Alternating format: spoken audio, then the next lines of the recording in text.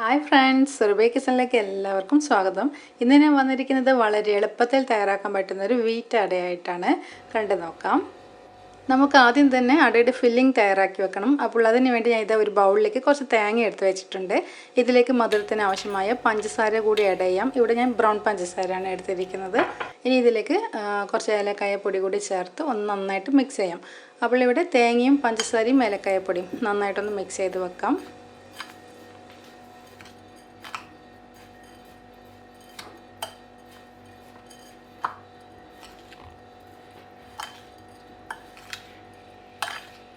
ഇവിടെ ഇത് നന്നായിട്ട് മിക്സ് ചെയ്തതിന് ശേഷം ഒന്ന് മാറ്റി വെക്കാം. എന്നിട്ട് ഇവിടെ എടുത്തിരിക്കുന്നത് ഒരു മിക്സിയുടെ ജാറാണ്. അതിലേക്ക് ഞാൻ ഗോതമ്പ് പൊടിയാണ് ചേർക്കുന്നത്. അപ്പോൾ നമ്മുടെ അട എത്രയാണോ തയ്യാറാക്കേണ്ടത് അതിനനുസരിച്ചിട്ടുള്ള ഗോതമ്പ് പൊടി എടുക്കാം. ഇനി ഇതിലേക്ക് ആവശ്യത്തിന് ഉപ്പ് ചേർത്ത് കൊടുക്കാം. പിന്നെ ഇതിലേക്ക് കുറച്ച് വെള്ളം കൂടി ഒഴിച്ചു കൊടുക്കുന്നുണ്ട്. ഇനി നന്നായിട്ടൊന്ന് ബ്ലെൻഡ് ചെയ്തെടുക്കണം. ഇവിടെ നമുക്കിത് മിക്സിയിലിട്ട് അടിച്ചെടുക്കുന്നതിന് പകരം ഒരു ബൗളിലേക്ക് പൊടിയും ഉപ്പും വെള്ളമൊക്കെ ചേർത്ത് നന്നായിട്ടൊന്ന് മിക്സ് ചെയ്തെടുക്കാം. അപ്പോൾ അത് കുറച്ച് സമയം എടുക്കും. ഇതാണ് നമുക്ക് 1 മിനിറ്റിനുള്ളിൽ മിക്സ് ആയി കിട്ടും. അങ്ങനെ നമ്മുടെ ബാറ്റർ റെഡി ആയി കഴിഞ്ഞു. ഇവിടെ ഈ കാണുന്ന ഒരു പാകത്തിലാണ് ബാറ്റർ ഉള്ളത്. അപ്പോൾ ഇനി നമുക്ക് അട എങ്ങനെയാണ് ഉണ്ടാക്കുന്നതെന്ന് കാണാം. ഇവിടെ ഒരു പാൻ ചൂടാകാൻ വെക്കുന്നുണ്ട്. ഈ പാൻ ഒന്ന് ചൂടായി വരുമ്പോൾ നമുക്ക് ഇതിലേക്ക് ഓയിൽ സ്പ്രെഡ് ചെയ്യാം. നോൺ സ്റ്റിക്ക് പാനാണ് ഉപയോഗിക്കുന്നതെങ്കിൽ ഓയിൽ സ്പ്രെഡ് ചെയ്യേണ്ട ആവശ്യം വരുന്നില്ല. ഇനി നമ്മൾ തയ്യാറാക്കി വെച്ചിരിക്കുന്ന ആ ബാറ്റർ ഇതിലേക്ക് ഒഴിച്ചു കൊടുക്കാം. ഒരു ദോശ എങ്ങനെയാണോ പരത്തുന്നത് അതുപോലെ ഒന്ന് പരത്താം. എന്നിട്ട്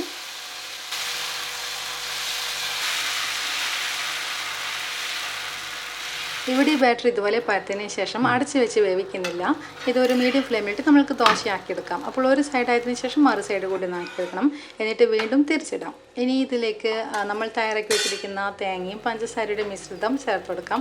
അപ്പോൾ ഈ ദോശയുടെ മുഴുവൻ ഭാഗത്തും ഞാൻ ചേർക്കുന്നില്ല. ഒരു ഹാഫ് പാർട്ട് മാത്രമേ ഈ തേങ്ങയും പഞ്ചസാരയും ചേർക്കുന്നുള്ളൂ. പിന്നെ ഈ തേങ്ങയും പഞ്ചസാരയും നമുക്ക് എത്ര വേണമെങ്കിലും ചേർത്ത് കൊടുക്കാം. അവരവരുടെ ഇഷ്ടം പോലെ, കൂടുതൽ വേണ്ടവർക്ക് അങ്ങനെ ചേർത്ത് കൊടുക്കാം. അപ്പോൾ ഞാനിവിടെ ആവശ്യത്തിന് തേങ്ങയും പഞ്ചസാരയൊക്കെ ചേർത്ത് കഴിഞ്ഞു. ഇനി നമ്മളുടെ ദോശയുടെ മറ്റേ സൈഡില്ലേ, അപ്പോൾ ആ സൈഡിൽ ഞാൻ ചെറുതായിട്ട് ഇതുപോലെ ദോശ ബാറ്റർ ഒന്ന് ചേർക്കുന്നുണ്ട്. അപ്പോൾ ചേർത്ത ഉടനെ തന്നെ പെട്ടെന്ന് ഇത് ഉണങ്ങിപ്പോകാൻ ചാൻസ് ഉണ്ട്. അതുകൊണ്ട് ചേർത്ത ഉടനെ തന്നെ നമ്മൾക്ക് ഈ ഒരു ഭാഗം മറ്റേ സൈഡിലേക്കൊന്ന് ഫോൾഡ് ചെയ്തെടുക്കാം. ഇവിടെ ഈ ദോശ ഫോൾഡ് ചെയ്തതിന് ശേഷം നമുക്ക് ഇതുപോലെ ഒന്ന് പ്രസ് ചെയ്യാം. നന്നായിട്ടൊന്ന് പ്രസ് ചെയ്ത് കൊടുക്കാം. എന്നിട്ടും ചെറിയൊരു ഗ്യാപ്പ് വഴി നമുക്ക് തേങ്ങയും പഞ്ചസാരയും പുറത്ത് വരുന്ന തോന്നുന്നുണ്ടെങ്കിൽ ഒരു ഫോർക്ക് ഉപയോഗിച്ച് ഇതുപോലെ അതിൻ്റെ സൈഡിലൊന്ന് പ്രസ് ചെയ്ത് കൊടുത്താൽ മതി. എന്നിട്ടും ശരിക്കും ഒന്ന് ഗ്യാപ്പ് അടയുന്നില്ല എന്നുണ്ടെങ്കിൽ നമുക്ക് ഈ ഫോർക്ക് ദോശ ബാറ്ററിലൊന്ന് മുക്കിയിട്ട് അതുകൊണ്ടൊന്ന് പ്രസ് ചെയ്ത് കൊടുത്താൽ മതി. അപ്പോൾ പിന്നെ ഗ്യാപ്പ് ഉണ്ടാകാൻ വഴിയില്ല, തേങ്ങയും പഞ്ചസാരയും പുറത്തും വരത്തില്ല.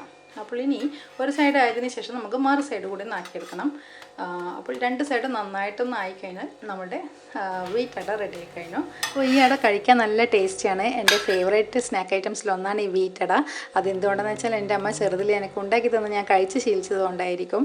അപ്പോൾ നിങ്ങളും ഉണ്ടാക്കി നോക്കണം, അഭിപ്രായങ്ങൾ കമൻറ്റ്സ് വഴി അറിയിക്കണം. പിന്നെ അരിയട ഉണ്ടാക്കുന്നതിൻ്റെ വീഡിയോ ഞാൻ 2 പോസ്റ്റ് ചെയ്തിട്ടുണ്ടായിരുന്നു മുമ്പേ. അത് നിങ്ങൾ ഇതുവരെ കണ്ടു നോക്കിയിട്ടില്ലെങ്കിൽ ഒന്ന് കണ്ടു നോക്കിക്കോളൂ. അപ്പോൾ ഇനിയൊരു പുതിയ റെസിപ്പിയുമായിട്ട് ഞാൻ വീണ്ടും വരുന്നതായിരിക്കും. നമുക്ക് വീണ്ടും കാണാം. താങ്ക്